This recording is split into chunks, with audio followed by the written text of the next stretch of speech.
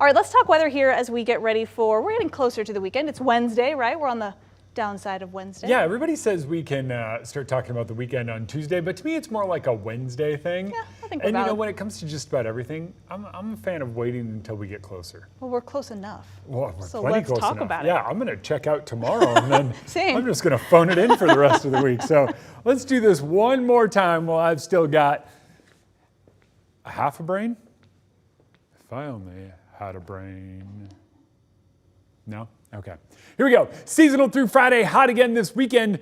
But why no aurora? There was a lot of talk about the aurora earlier this week, and I'm always one to kind of stray away from some of those early forecasts. Right now, it looks like the aurora is just going to kind of be a dud, a serious dud across much of the inland Northwest and U.S. for that matter. The reason is we have a lot of ideas of what happens at the sun. We have a lot of ideas of what happens around Earth. That is a long way for anything to travel.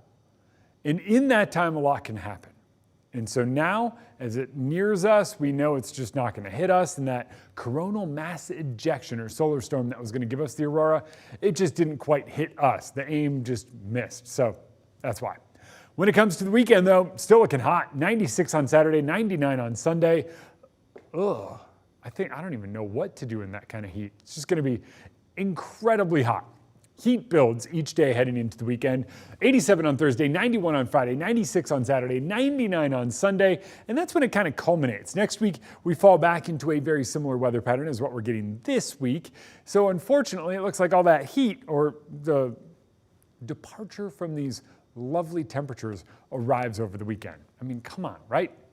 We've got a couple of straight thunderstorms right now. We talked about those a little bit earlier. Most of those stay off to the north with our neighbors up in Canada. Some of them developing right along the U.S. border, but that seems to be about it. The bigger story here is that Canada's getting some much needed moisture, but unfortunately, a lot of lightning in a very, very dry environment.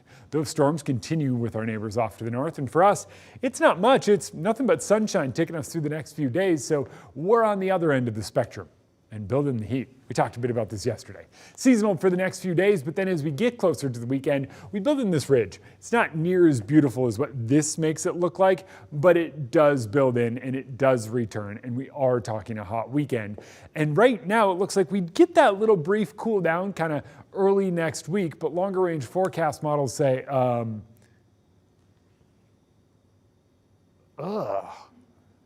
that is going to be gross. And this weekend might just be a sign of what is to come the second half of July. Ugh. But remember, I don't like looking that far out because a lot can change in the interim. And so what we're going to be talking about is, well, nothing, right? Let's just talk about the now. Let's talk about the now, which looks like it's going to be very, very hot. And that's enough for now, right? Yeah. All right, Jeremy, thank you.